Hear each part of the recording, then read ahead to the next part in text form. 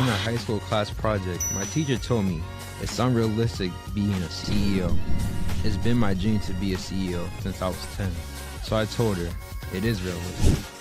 Follow me on my journey to learn what it takes to become a CEO.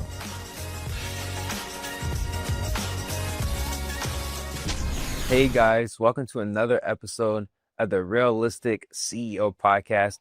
Today I'm here with Allie Connor. How are you doing today, Allie? Good. How are you? I'm doing great. Before we start, I want to thank you for taking the time out of your day to come on. I truly appreciate that. Yeah, no problem. I'm happy to be here with you. Thank you. So for the first question I do want to ask you is, can you kind of tell us a little bit about yourself and what you do? Sure. As you said, my name is Allie Connor, and I'm the owner of Camp K9 Doggy Day Camp and Sleepovers. And what we do here is we do doggy daycare. So just like a school for a kiddo, we do daycare for 80 dogs a day, and we have sleepovers. So when families go on vacation or if they have a need where their dog needs to be somewhere else overnight, we take care of them in that regard too. That's awesome. Yeah. For you, was this always a career that you wanted to come into, or was it more of you just loved animals and you had to turn that into a business? So you have to love animals in order to be in a business like this, but absolutely not. This was not something that was on my radar when I was in high school or elementary school. When asked what I wanted to do when I grew up, this wasn't the answer, but this is where life took me. So when I was in high school and college, I thought that I was going to be on the radio and be a DJ. And then I thought I was going to be on the news to be a broadcaster. And then I realized that didn't really pay well. So I shifted my focus and started actually doing a lot of side work.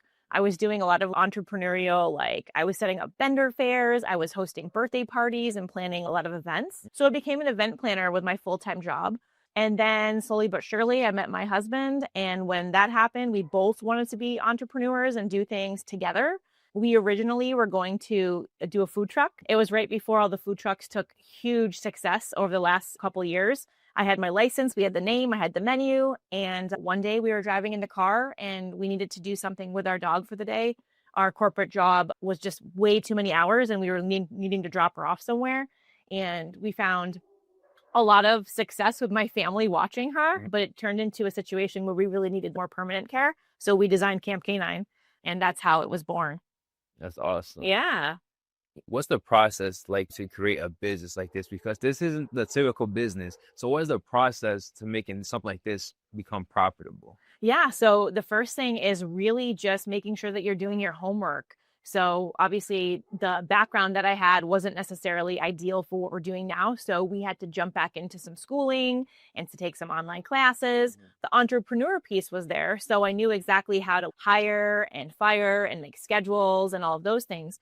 But what I needed to make sure that we were doing was making sure that we were catering to our customers now, because they were going from human customers to now dog customers. So it took quite a bit of a learning curve realistically in the beginning to make sure that we were doing all the things that we would want someone to do for our dog. Our dog Riley is the reason why we started the business, and she's going to be 15 this year. And when we did that, we wanted to make sure she had fun. So we created events for dogs here in addition to their regular daycare and in addition to their sleepovers.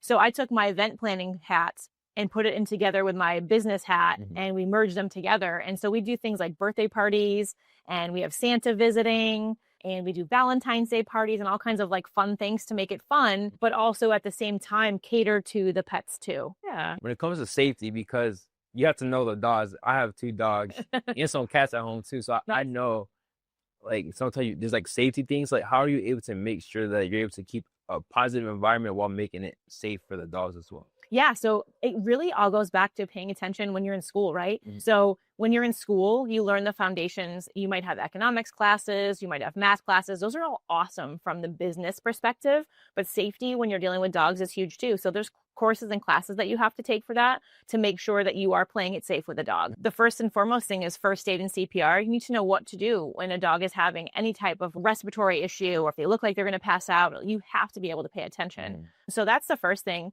The other thing is, in our world of dog daycare and kenneling and just dogs in general, there's many programs out there that are designed to help you with safety, whether that be online classes or in-person training all over the United States. And so we take several of those courses a year to make sure that we're maintaining the highest standards all of the time. So even though we own our own business and we're here all the time and it's great, you still have to pay attention to that educational piece and stay current with those things, including the safety part. As you're here today, you might notice staff walking around with what looks like a leash around their chest. Those are called leads. Those are to help move dogs safely in from one group to another. And then on top of that, we have all the other safety precautions like fire extinguishers and things that are more traditional as to what someone would think. But yeah, safety is a huge thing because as you have dogs at home, they can fight. So you have to know how to break those fights up. They can have medical issues. So you have to know how to do those too. What is some advice that you would give to your younger self when it comes to becoming an entrepreneur? The biggest advice I think that I would give myself or any younger person in regards to being an entrepreneur is chase your dreams. If you want it, go after it. But at the same time, I would really pay attention to your finances. One of the things that I wish I listened to a long time ago was to my parents when they talked to me about things like 401k or when they talked to me about saving money and putting it in the bank. Because if I had done that from a very early age at 14, 15, when I was working, I would have had money saved up a lot earlier in the time frame to be able to do the things I wanted to do as an entrepreneur. Instead, as an older person having to jump into those safety measures financially, it's a lot harder. So I would tell myself for sure to pay attention to those investment type things. I can always wish I did something, but you got to move forward. But I would definitely tell myself maybe to invest more into different things, whether it be property or just putting money in the bank at a very early age. That would be my biggest advice to someone is because you need money to do everything that you have to do. Your dreams can be as big as you want them to be, but you're going to need that financial background to get yourself going. I was just lucky that when we started in life, we were a little older. And so we had that background. But there were so many things I wanted to do when I was younger that I wish I could have done if I had a little bit more money put away. And that's my biggest piece of advice. What are some of your biggest challenges that you faced early on in starting your own business? I think the biggest challenge was realistically trying to just understand that as an entrepreneur, it's 24/7. You're always on. And although there's many perks to it, one of the biggest perks for us is now as a mom, I get to go to all my kids' baseball games and karate classes and basketball practices, and I get to be the mom on the PTO and do all the cool stuff that I want to do. But you're on 24/7. So when you walk out the door, you're representing your brand and your business. When you're at a baseball game or a basketball game, here you are representing your business. So that can be a challenge because if you have a bad day, sometimes you just want to have a bad day and not be the owner of a business, right? But at the end of the day, it's something that you have to be proud of. And so that's one of the challenges, I think, sometimes is people don't realize you are Christmas time, Thanksgiving. We're here 365 days a year. So as an entrepreneur, choose wisely in what you want to do and recognize that it's beyond just your awesome idea. What's going to happen beyond that idea? Because you are on all the time. How are you able to make sure that you're staying on, but you're having a balance as well? Because I honestly, I just got someone asked me this question on a podcast, like, how are you able to be realistic CEO 24/7? How are you able to balance it? And I didn't know how to answer it. It's hard, right? So how are you able to balance it? I think the biggest difference between myself and you is that I have a staff. Like right now, you're still in the beginning stages of realistically that empire that you're trying to build. And so you have awesome support within your family and like your dad. For me, it's staff. I have to have a really good team that I can trust. I'm very fortunate to have a really good manager here in the building who helps. If I didn't have that, not only would I be on 24/7, but I would be here 24/7. And that's just not realistic. So when you have a business that has staffing, you have to make sure that the staff is the right people and the right people are put in the right positions. And that can be a challenge. I'm sure you've had jobs before where you've walked in and worked somewhere and not everyone gives their A+ effort. And that happens here too. And so sometimes those people don't work out. So we have to make sure that we get the best of the best here. So that way, as an entrepreneur, I can be able to go to my kiddo's school and do the PTO thing, or I can go to a baseball game, or if I have to run out to the grocery store, I can do that. It is difficult. But for you, and if I was to give myself some advice and I was doing this at a much younger age, it'd be to lean on my family and my friends.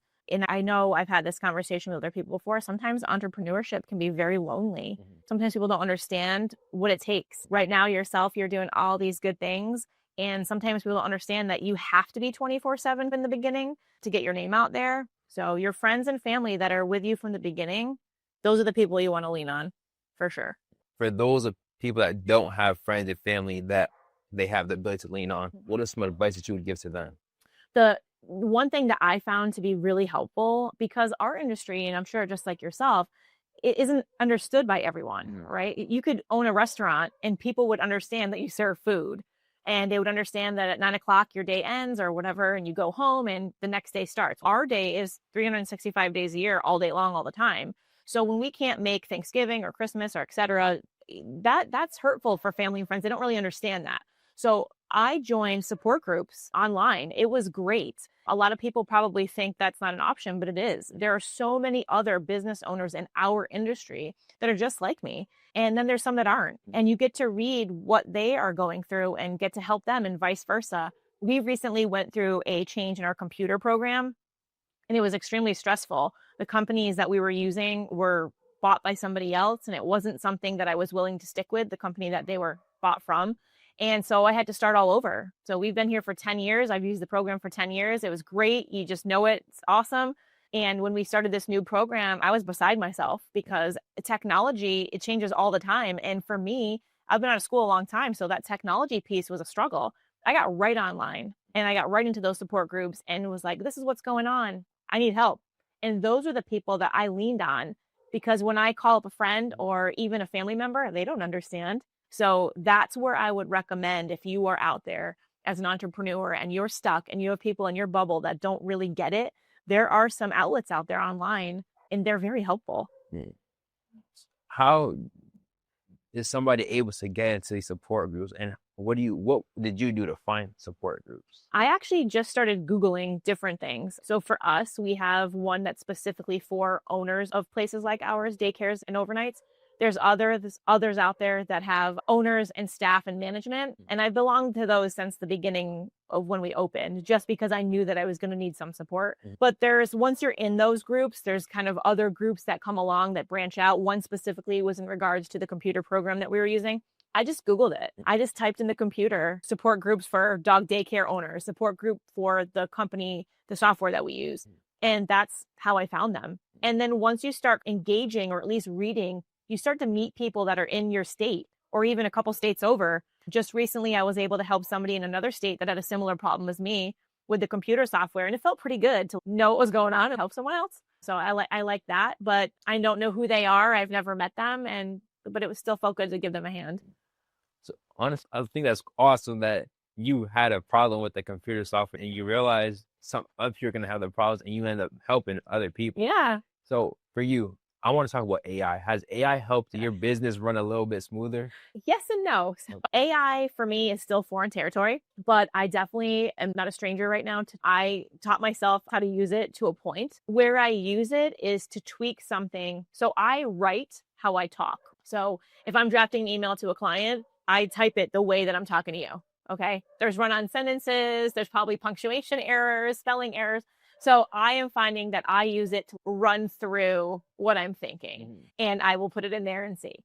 But as far as helping me, it doesn't staff the building. It doesn't make my schedule for me yet. It doesn't do all of those things, but I'm learning to use it for email. I'm learning to use it for maybe some social media posts where I'm trying to get a point across, but maybe when I'm saying it, it doesn't sound so nice. Or maybe when I'm saying it, it sounds too nice. So I use it to dial back and really bullet point things. I feel like nowadays it's so hard. Social media is weird, right? So there's all these different outlets, Facebook, Instagram, Snapchat, all these different things. In our industry, Facebook was the leader of how you would communicate. And now it seems like all of those things are going away and getting out in person is becoming more of a thing again. So when I do have to articulate something out there on Instagram or Facebook, using that ChatGPT to summarize what I'm saying to get that point across is very helpful. But it does make mistakes, I found. So you have to really read what you're putting in there for sure. How were you able to go all in on this? You had a corporate job. So when did you know it's time to quit to go 100% on your business? Yes, both myself and my husband, we worked in a corporate job. I will tell you, I made pretty good money. I knew exactly what I was doing. I was really good at what I did. But when you're working for 16 to 18 hours for somebody else and you're doing all these extra things, so we used to have to do a lot of grassroots, and I loved doing that. And that's part of the event planning piece of me personally. I loved doing all that stuff. You're working for those environments and you're working for other companies and other people, and they're getting all the credit. You do all this work, and really at the end of the day, you get a paycheck, which is nice. But what are you getting out of that? There's zero satisfaction. A lot of times you're tired, you're just miserable. And as someone that was going to be a new mom, I really wanted to be around. And so it just got to the point one day where it was like, I just can't do this anymore for somebody else. Why am I putting this much effort into what I'm doing for somebody else to take all the credit? And so that's really when we started thinking about, okay, what can we do? And it didn't really matter about the money. It was more just like, how can we get a better quality of life and get the things we want? So we knew we wanted to buy a house. We knew that we wanted to get married. We knew that we wanted to have kids. And I knew for sure, hands down, I wanted to be the mom that was able to be at stuff. And there was no way I could have did that at my corporate job. Just it wasn't going to happen. And so when we went all in, I will never, ever forget it. It was scary because you're walking away from something that you know financially is stable, something that you know, you walk in that front door every day, you know what you're doing, and then you're all in. It's just, and every dime you spend is, everything in here is from our money. No one gave me the money. And so if something breaks, it's on you, or if something's wrong, it's on you. So it was really scary. But the same day that it was scary was the same day that it was like a relief to know that it's what I want to make of it, right? If I fail, it's because I fail. If I succeed, it's because I succeed. Where somewhere else, it was like, they're controlling you. You don't have the control of your own destiny. And I knew I wanted this to work because I knew what I wanted out of life. And I knew that when we decided to do the dog daycare and the sleepover piece of things, what I loved about it was I love animals and I loved being able to help animals, but I really liked being able to help people. You don't realize when you're in this type of industry, people need you. And I think at the end of the day, I wanted to be needed with what I was doing. And at my corporate job, I was needed. But at the same time, I could have walked out that door one day and I could have been replaced very easily. And here I can't really be. Like I said, I'm in charge of how that operates. It's a rough road, but the same day that it was rough was the same day that it was like a huge relief too. I want to talk about when it comes to hiring. That's what I wanted to say earlier. Hiring? Yeah. Oh, yes. Okay. Yeah. So you talked about how you don't have to be on 24/7. Yeah. Like you did in the beginning because you're able to find people to work for you. Yeah. What was the process like, and how did you find the right people that you knew were fit for your team? So the very first, I think, week that we did interviews for when we opened, so we've been here 10 years. And the first week that we were doing interviews, we did what most, I think, businesses would do. So like most businesses, they put up a flyer or they send out an email. Well, we hadn't started yet, so we couldn't do that. So I took to social media and I went onto all the forums, anyone that I could do around our area, and just said we were hiring and this is coming to Westfield and this is what's happening.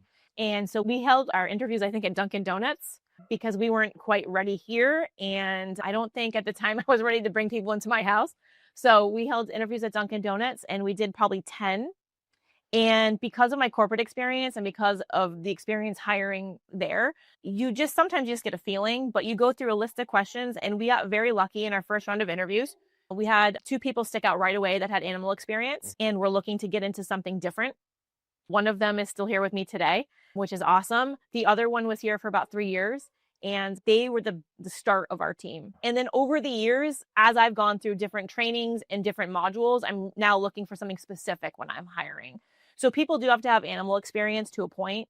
The biggest thing is they have to show up for work. Nowadays, it's hard to get the right people. A lot of people start a little bit later in life, I'm finding, with a job. Like your first job is not when you're 15, 16 anymore. It tends to be like when they're 21, 22, when they're done with college. But this is actually a perfect job for someone who's like on the younger side to start as like a first job for people who are like excited. They want to work with dogs. They have a little bit of dog experience, even if it's just pet sitting a little bit, walking a dog. Being around a dog would be great. The rest of it we can train. We can send them to our training classes. We can send them to CPR classes. They will get some on the job training, but I'm looking for enthusiastic people who want to work. Animals are like people. And when someone drops off their dog here with us, they expect their dog to be treated like a person. They want the best for their dog.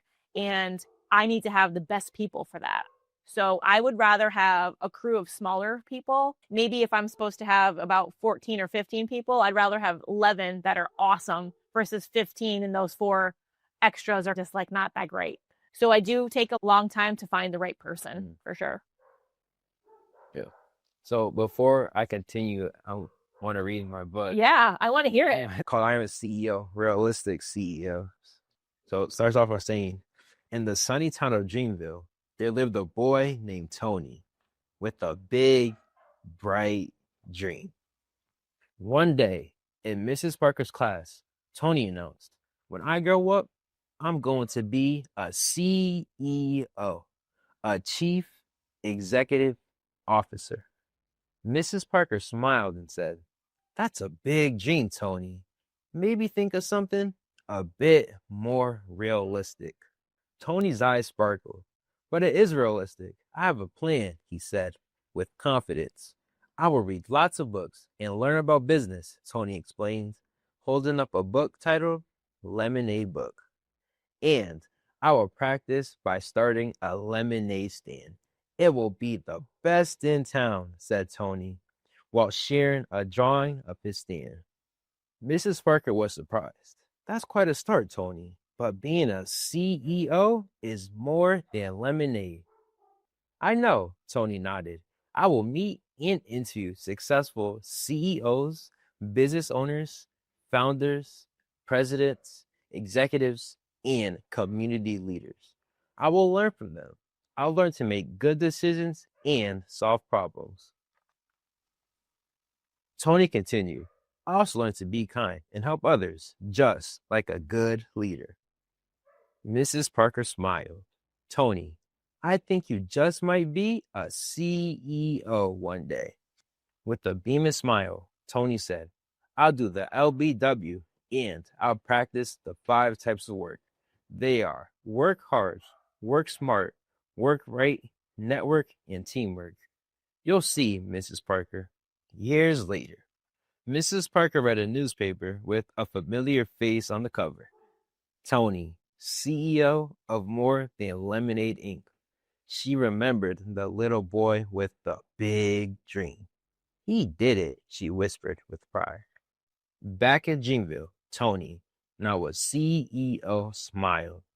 Dreams do come true with the 5 types of work, along with self-belief in action. The LBW.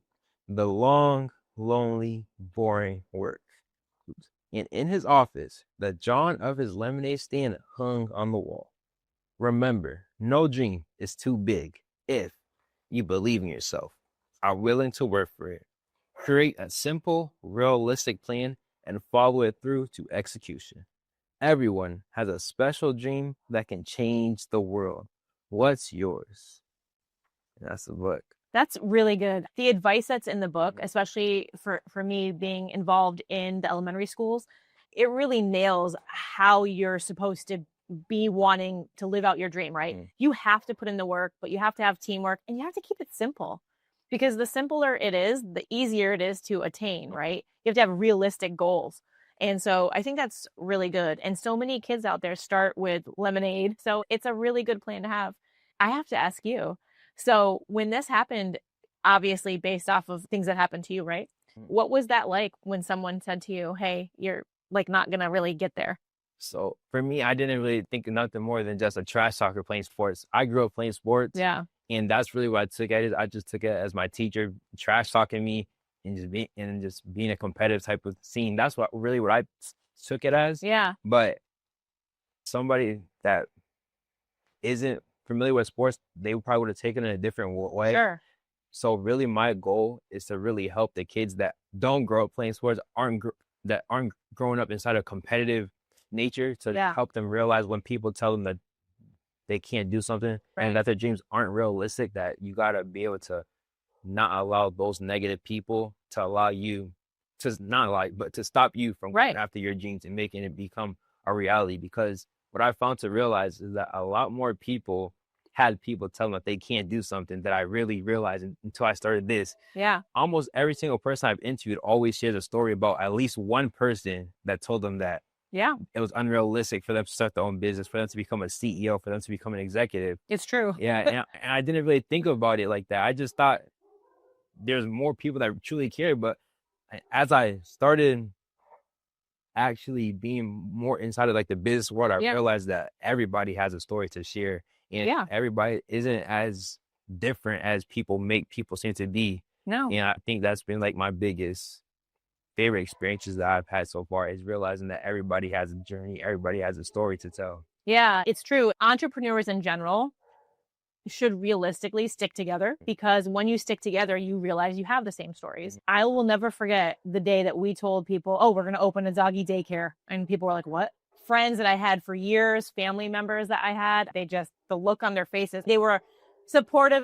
Some were supportive totally, but some were supportive in like a backhanded kind of way, which was sad. I just thought they'd be like so excited, like all in, and they weren't.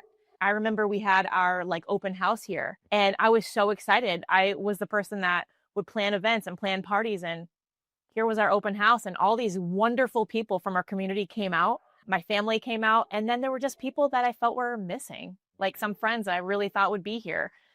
It's sad. It's really depressing. But I remember when we signed our paperwork, and as a business owner, obviously, there's a lot of things you have to do. We lease our building, so there's things we had to do with lawyers. And I think a lot of people don't realize that. It's like you don't just go and sign paperwork on your own. You have to have attorneys and accountants and all that. And I remember somebody high up in there said, it's probably just a hobby, right? Next year, you'll be calling me doing something different. And it was like, no, we're all in, man. I just left my very cushy paying job to do this because I want better for my life. I want better for our family. And my husband and I wanted to make sure that we got that. We were going to go after it. And year one came and went, and we were successful. And that same person was like, okay, didn't really pay too much attention. They were in that legal accountant team of people. Year two, year three. And it was like, they kept saying, oh, it's not really a hobby anymore. It's like, they just never really believed in you. And that's sad. People are supposed to look out for you, and they were, but they weren't. They weren't confident in what you were doing. And so it is scary that people aren't supportive. And how sad that a professional teacher, like, that's how they act. And to your point, you were lucky to have that coping mechanism to be like, whatever, kind of brush it off, take it to heart, but brushing it off. But there are people out there that don't understand how to do that. Not at all, especially as a younger student. You're a little older, you're in high school, okay, fine. But like in elementary school, can you like imagine a teacher saying that to a kid? Oh, you'll never do that. Get back to me. So the biggest thing that you can do now is show all those people, like, look at me now that you're doing it. And that's awesome. Thank you. Yeah, that's awesome. What is some advice that you would give to somebody that has people tell them that their dreams aren't realistic and that they don't have the support system that we kind of talked about earlier? What's some advice you recommend to them?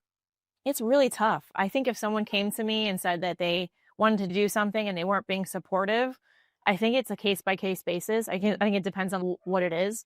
If someone came to me and they wanted to start their own business, and I've had staff and even folks in the high school and middle school when I would do a lot of coaching conversations with them about how to apply for a job and how to write a resume. Because believe it or not, that's not something that's taught really anymore in school. So we would have parents show up here asking if we were hiring for their 16-year-old kid.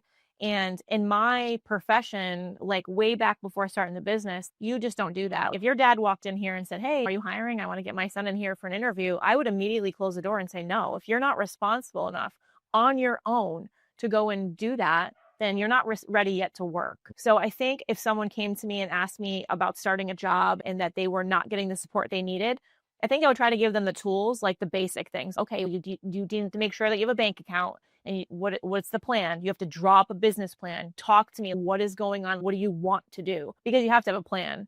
Most people have a dream, but until you put that dream to paper, it isn't anything until you do that. So I think I would just go through the very basic steps of how they should start and then just see what happens. And if they're serious, they'll do all of it. If they're not serious, then they wouldn't. But I would treat everybody the same because you just don't know. You just don't know. That's great advice. Yeah. And funny thing that me and my dad, when we go into schools, we talk about there's 3 ingredients to starting your own lemonade stand. What are 3 ingredients that you need to start a lemonade stand? Well, I mean, to make lemonade, water. Yeah. You would need cups and a container, right? You would need water. You would need the mixture and lemons, of course.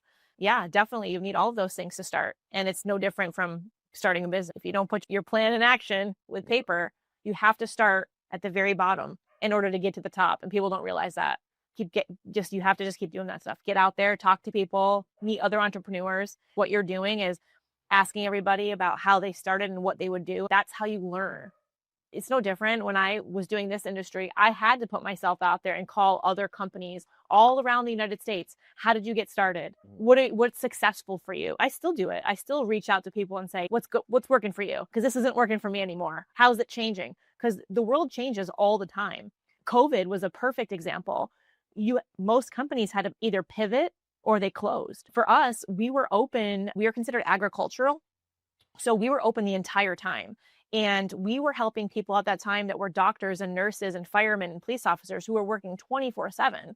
And although we had to scale back a few things, you had to roll with the punches or you weren't going to make it. And there were other companies like ours that didn't make it. There were some that survived, but you have to learn to pivot too. As you develop, your plan has to change. And I can even see now, 10 years later, we've changed a lot. And I bet you in 10 more years, there'll be other changes that'll be made because you just have to. So just like with this, I'm sure there's more to come with other things that you're doing. And that's just going to help you change and evolve as you get older and as you get out there. Thank you. Yeah. When you said that your plans have changed throughout the past 10 years, like what has been like the biggest change that you made that you didn't even expect? I think in the beginning, and I don't know if everyone goes through this, but in the beginning, like you're definitely like, you want to say yes to everyone. Like you're like a yes person. You want to please every customer. You want to please every person that asks you for a donation or asks you for something.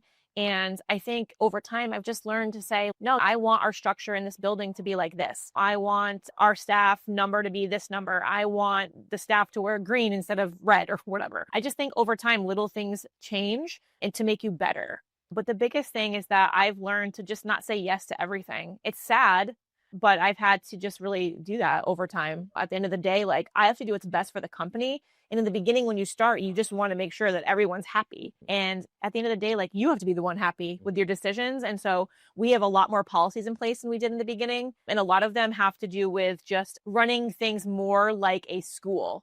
Like there's drop-off times and we did all that in the beginning, but now they're very strict. We are open on holidays, but now it's stricter as far as when you can drop off and not drop off.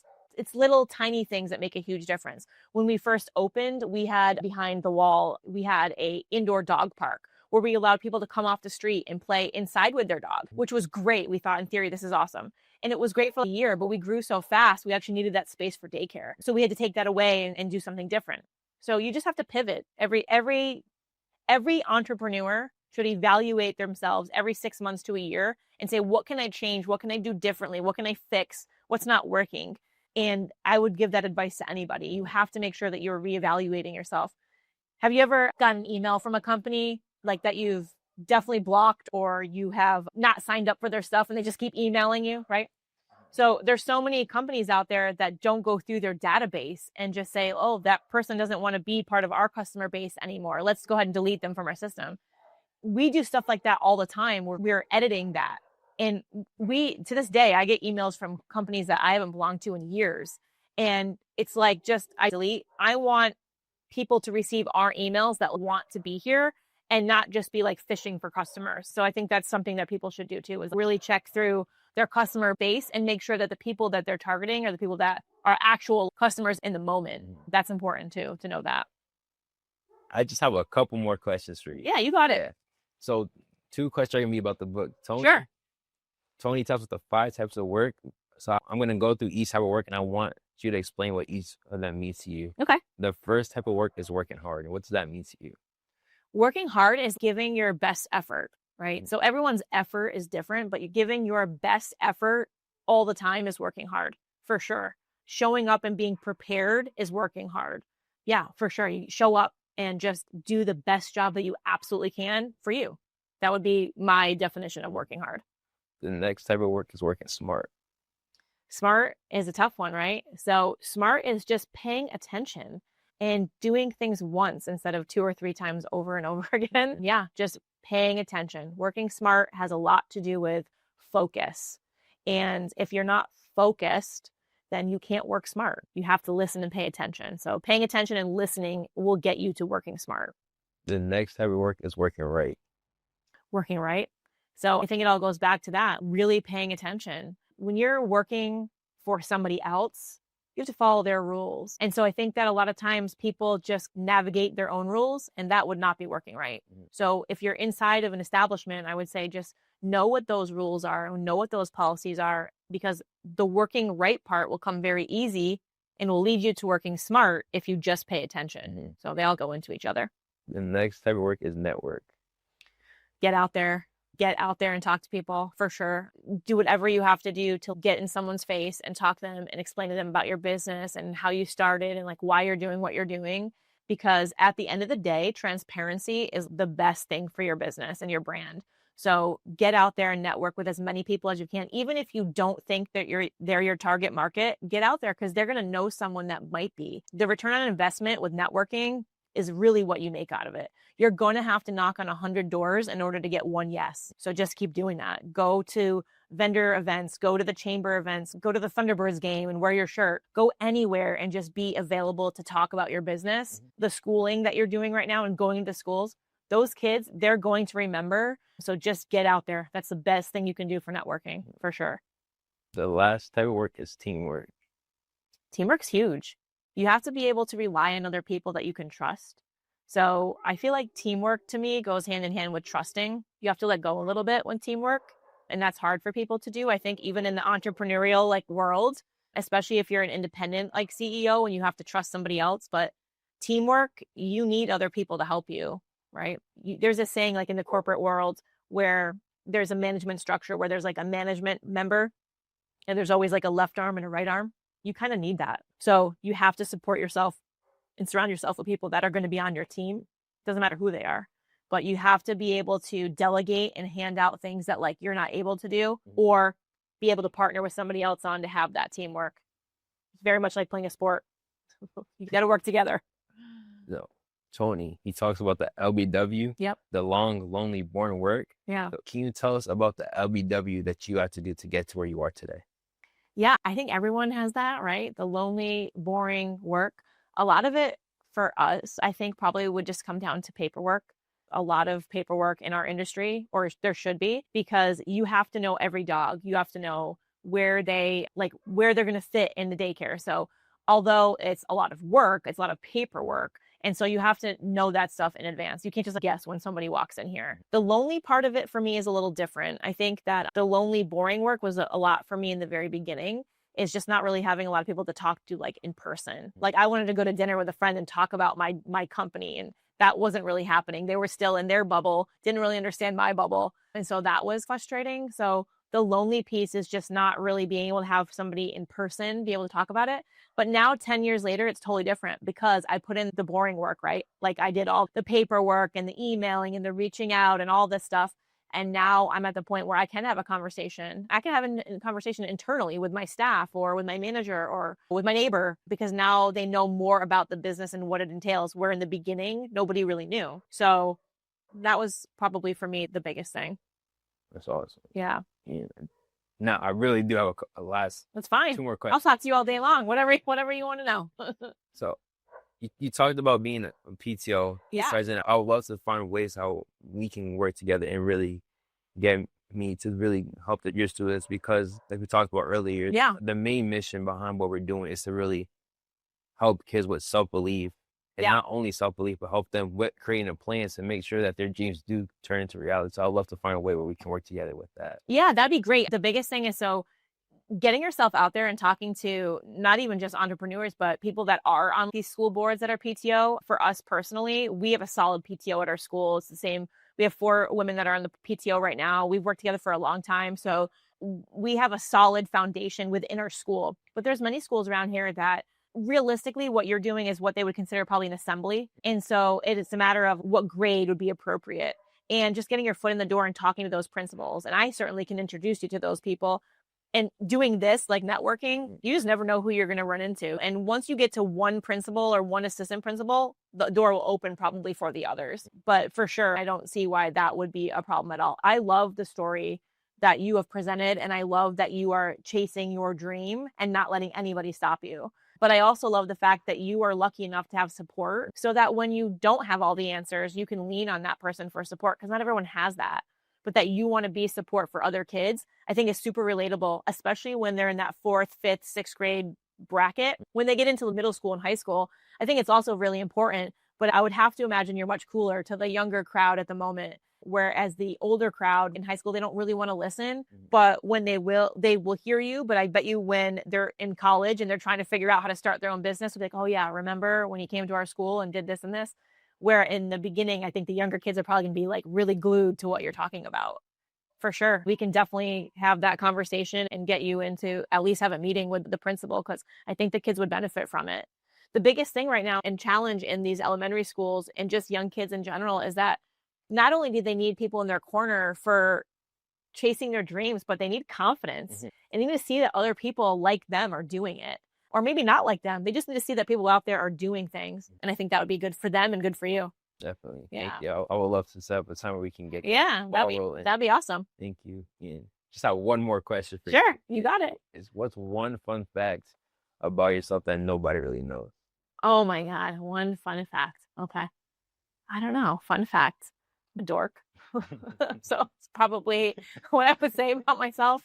I'm a little bit nerdy. I don't know. I think people would be surprised if they got in the car with me and were listening to the radio. Maybe. I like a lot of different things, but I think that would probably be the biggest surprise, is they would be shocked.